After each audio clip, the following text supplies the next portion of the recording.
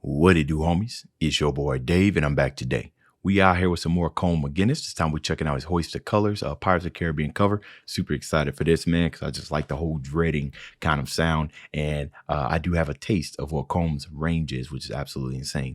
Now, I am aware that there are two versions of this. One that he did a year ago, I think, and he made an updated version. And it's 2022, so this one's super recent, came out in January. And I said, why not just check the most recent one? Anyways, it's time to go ahead and shut up and turn it up.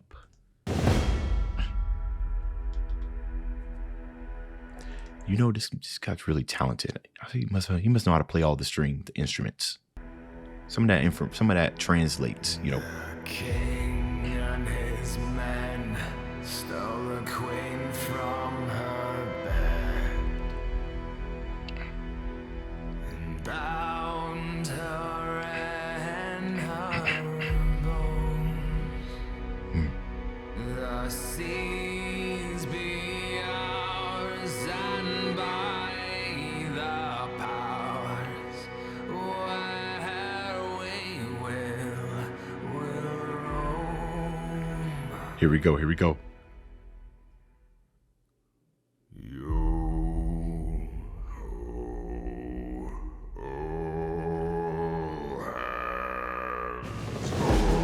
Hoist the colors high. Heave ho, thieves and beggars, never shall we die.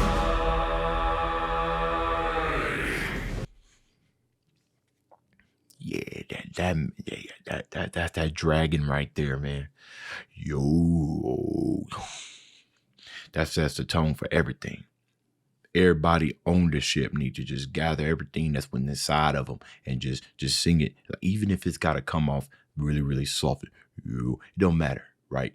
Yo ho, right here, right? We pirates, right? We the filthiest scum. We rob, right? We about that murderous intent. You know what I'm saying? We out here on that violence type stuff, right? Rockin' violent type beats and everything. So the vocals need to come. They need to come like that, right? I love that very first yo ho. I was waiting on it. I was just like, come on, man. And he delivered with exceptional quality. Now, what's crazy is with the range that he has, right? And how many octaves this man can feel. Of course, when he starts layering, that sounds absolutely amazing. When the high end starts coming in, and it just sounds even better. This is amazing right off the bat.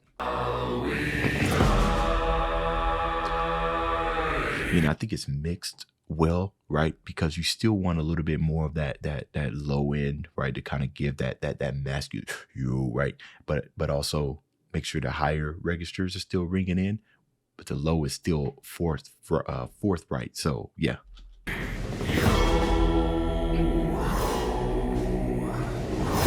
The sound effects, the marching cadence of the drums.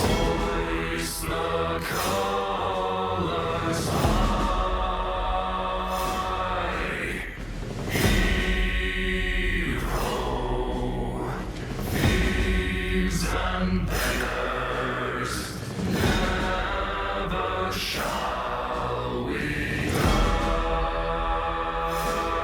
Never. This man plays woodwinds as well. And the lute.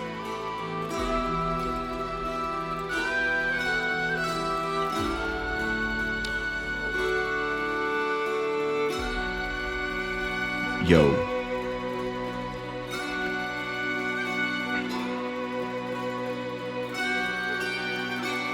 I like this air of lightness.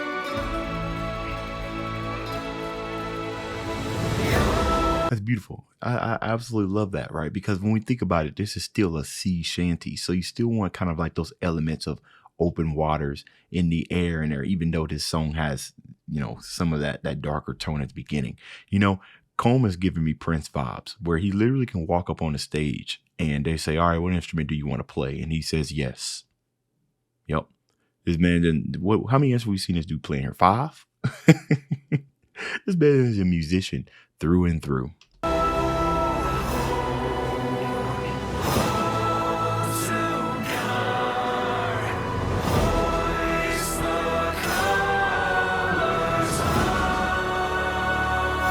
harmonies.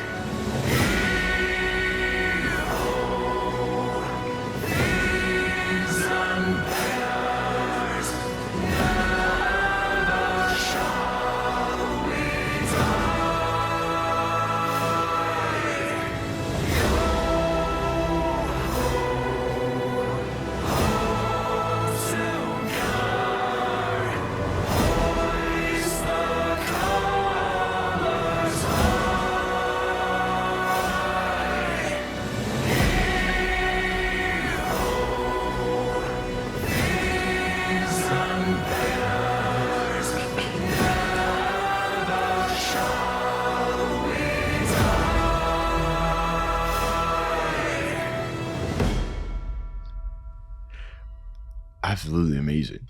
This sounds like this. That's crazy. Did I wonder what his original one sounded like? Because I was a little bit shorter and everything. Also, I noticed one thing: his visuals took a big jump because I was scouring through his discography and looking at it. I was looking at all the videos and stuff and everything done. How he kind of just switched over to this one. I like this one a lot better because it looks a little bit more personal. One thing that I've come to hope for when I'm listening to like covers of sea shanties is that there's a lot of repetition in it. You know what I mean? And what no need for anything super complex, right? These are songs that are meant to be sung while you're working the ship. You know what I mean? So it's not really a whole lot of complexity in there. So what that does for cover artists and musicians such as Colm, not saying that he's just a cover artist because I know he makes original music, is that it leaves a whole lot of room for creativity, whether it be in the background, right? Because we heard all these type of moving parts, but everything sounds so beautiful. I remember looking at this orchestrated kind of like tutorial. What was his name? I think it started with an A or not. And he was it's like one of them videos that says noob level, pro level, expert level, and everything when it talks about all this movement stuff that's happening in the background. That stuff's a little bit difficult, right? The stuff that we hear in movies, and especially the Pirates of the Caribbean. Is it Caribbean or Caribbean? Pirates of the Caribbean. I think it's Caribbean.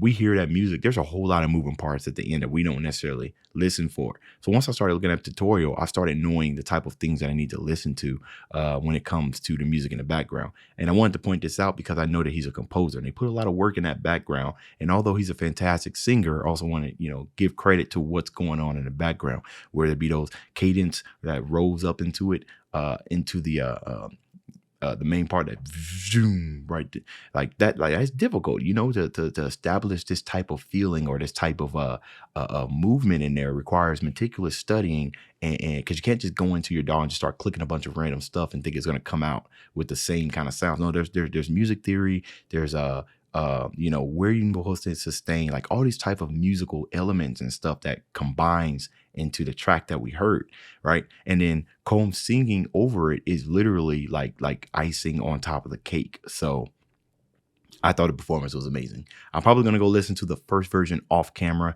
I don't think there's a need to make a reaction to both versions. And I wonder if you guys think that this version is better than the first one. I guess I'll make that decision once I go look at it. But I really like this one. That's the end of this video. If you enjoyed the content, leave a like and subscribe. Dave's out.